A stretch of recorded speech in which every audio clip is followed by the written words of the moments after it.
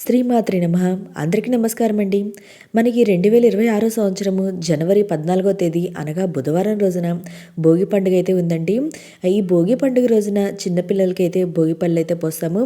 అయితే ఈరోజు వీడియోలో ఈ భోగి పళ్ళను ఎలా పోయాలి, ఇంకా ఈ భోగి పళ్ళల్లో ఏమేమి కలపాలి, ఏ వయసు పిల్లలకి పోయాలి, ఇంకా ఏ సమయంలో పోయాలి, మొదటిసారిగా భోగి పళ్ళను ఎవరు పోయాలి, అసలు భోగి పళ్ళను ఎందుకు పోస్తారు అనే అన్ని విషయాలు కూడా ఈ వీడియోలో తెలియజేస్తాండి.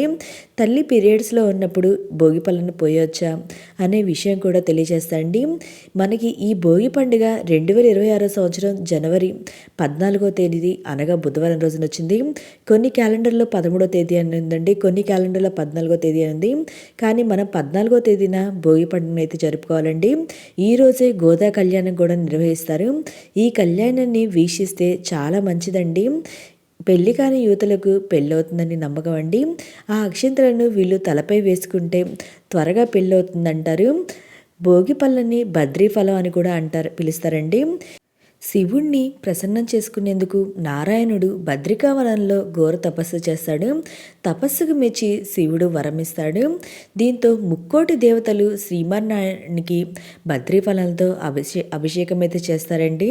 పళ్ళతో అభిషేకం చేయడం వల్ల సంతోషించిన విష్ణువు చిన్న పిల్లాడిలా మారిపోతాడు. అప్పటి నుండి ఈ రేగి పండ్లు భోగి పండ్లుగా మారిపోయాయి. ఇదంతా కూడా భోగి రోజే జరిగింది కాబట్టి చిన్నపిల్లలకు కూడా ఇలా భోగి పండ్లు పోసే ఆనవాయితీ అయితే ఉందండి. పిల్లలకు భోగి పండ్లను పోసే ముందు కృష్ణుడి విగ్రహంకి లేదా పటాన్ని అలంకరిస్తారు. మొదటిగా సరైన మోతాదులో భోగి పండ్లు అయితే తీసుకోవాలండి. అవి ఏంటంటే మనం కొంచెం చిన్న చిన్న రేగిపళ్ళు ఉంటాయి చూడండి, ఆ రేగిపళ్ళు అనేది తెచ్చుకోవాలి. ఇంకా 2-3 గంటల ముందే శనగలను అయితే నానబెట్టుకోవాలి. ఈ రెండింటిని అయితే కలుపుకోవాలండి, శనగలను మనం రేగిపళ్ళని. అలాగే కొన్ని చిల్లర నాణాలు కూడా అందులో వేయాలి. చెరుకు లేదా పటికి బెల్లం మొక్కలను అయితే వేయాలండి. నేను ఇక్కడ చిల్లర నాణాలను, రేగిపళ్ళను, పటికి బెల్లం మొక్కలుంటే అవి అయితే వేసుకున్నానండి. ఇంకా మనం బంతిపూలు కానివ్వండి, చామంతి పూలు కానివ్వండి, వాటి రేఖలు అయితే వేయాలి. మీ దగ్గర ఒకవేళ చెరుకు వేసుకుంటే చెరుకు అనేది ఆ చెరుకు చిన్న చిన్న ముక్కలుగా చేసి అవైనా వేసుకోవచ్చు. ఒక్కొక్కరికి విషయంలో ఒక్కొక్క పద్ధతి అయితే ఉంటుందండి. మీకు ఏ ఆచారంలో ఏ పద్ధతిలో చేసుకోగలిగితే ఆ పద్ధతిలో అయితే చేసుకోండి. మీ ఇంట్లో ఎలా అలవాటు ఉంటే అలాగా. ఇంకా వీటన్నిటిని అయితే చక్కగా కలుపుకోవాలి. పిల్లలకు భోగి పండ్లు పోసే ముందు కృష్ణుడికైతే భోగి పండ్లతో అభిషేకం చేయాలండి. ఎలా చేయాలంటే మనం కృష్ణుడిని కూడా చక్కగా అలంకరించుకొని మనం ఎక్కడైతే పూజ మందిరంలో కృష్ణుడి విగ్రహం ఉంటుంది కదండి, అక్కడైనా పోసుకోవచ్చు. 3 సార్లు సవ్య దిశగాను అలాగే 3 సార్లు అపసవ్య దిశలో చుట్టి అభిషేకం చేసినట్లు పోయాలండి. అలాగే స్వామివారికి పాలు కూడా నివేదించాలి. ఈ భోగి పండ్లు సూర్యాస్తమయం అవ్వకముందే పోయాలి కాబట్టి సాయంత్రం వేళల్లో చేస్తారండి. మన సాయంత్రం వేళలో 5:38 నుండి 7:14 లోపు అయితే ఈ భోగి పళ్ళు అనేది పోసుకోవచ్చు. తర్వాత మనం ఎవరికైతే భోగి పళ్ళు పోయాలనుకుంటున్నామో వాళ్ళని చక్కగా స్నానం రెడీ చేసి ఆ తర్వాత తూర్పు ముఖంగా పీట మీద కూర్చోబెట్టాలండి. ముందుగా తల్లి భోగి పళ్ళని అయితే పోయాలండి. తల్లి పిల్లలకి ముందుగా గంధము కుంకుమ పెట్టాలి. తర్వాత చేతి నిండా భోగి పళ్ళను తీసుకొని 3 సార్లు సవ్య దిశగాను 3 సార్లు అపసవ్య దిశగాను దిష్టి తీసినట్లుగా తిప్పి పోయాలండి. ఆ తర్వాత అక్షింతలు వేసి హారతి అనేది ఇవ్వాలి. ఈ భోగి పండ్లను 11 ఏళ్ల వయసు వరకు అయితే పోయొచ్చండి.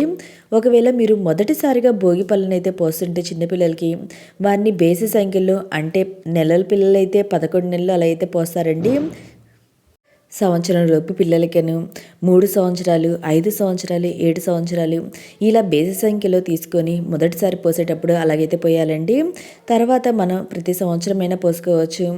మీకు ఎన్ని సంవత్సరాలు వీలు కుదిరితే అన్ని సంవత్సరాలైనా ఈ ఈ భోగి పళ్ళు అనేది పోసుకోవచ్చండి.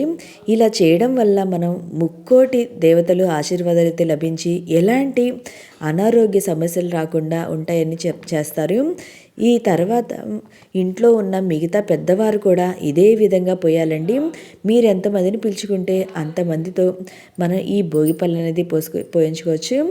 ఇంటికి ఎవరైనా వస్తే వారికి తాంబూలము కూడా ఇవ్వడం మంచిదండి. ఇది ఆనవాయితీ ఉన్నవారే చేయాలని అదేం లేదండి. ప్రతి ఒక్కరూ కూడా ఇలా అయితే భోగి పళ్ళు అయితే పోసుకోవచ్చు. భోగిపళ్ళు పోసే ఆనవాయితీ లేకపోయినా కానీ ఇది చేసుకోవచ్చండి. చివరిగా ఇలా దిష్టి భోగిపళ్ళను ఎవరు తినకూడదండి. ఈ పండ్లను పారే నీటిలో వేయాలి. కాయిన్స్ను పేదవారికి అయినా పంచిపెట్టవచ్చు. ఇంకా ఒకవేళ తల్లి పీరియడ్స్లో ఉంటే ఈ భోగిపళ్ళు పోయొచ్చా అంటే పోయకూడదండి. తల్లి తర్వాత ఇంట్లో పెద్దవారు ఉంటారు కదండి, అంటే తండ్రి చేత కానివ్వండి, ఇంట్లో పెద్దవారు ఉంటారు కదండి, వాళ్ళ చేతైనా ఈ భోగిపళ్ళు అయితే పోయించవచ్చు. ఓకే అండి. మీకు ఇంకా ఈ భోగి పళ్ళకి సంబంధించి ఏమన్నా సందేహాలుంటే నా కామెంట్ బాక్స్లో కామెంట్ పెట్టండి. ప్రతి ఒక్కరికి రిప్లై ఇస్తాను. మీకు ఈ వీడియో నచ్చినట్లయితే లైక్ చేయండి. మీ ఫ్రెండ్స్ అండ్ ఫ్యామిలీ మెంబర్కి షేర్ చేయండి. Thank you for watching. మీ అందరికీ భోగి, సంక్రాంతి, కనుమ పండుగ శుభాకాంక్షలు అండి. Thank you.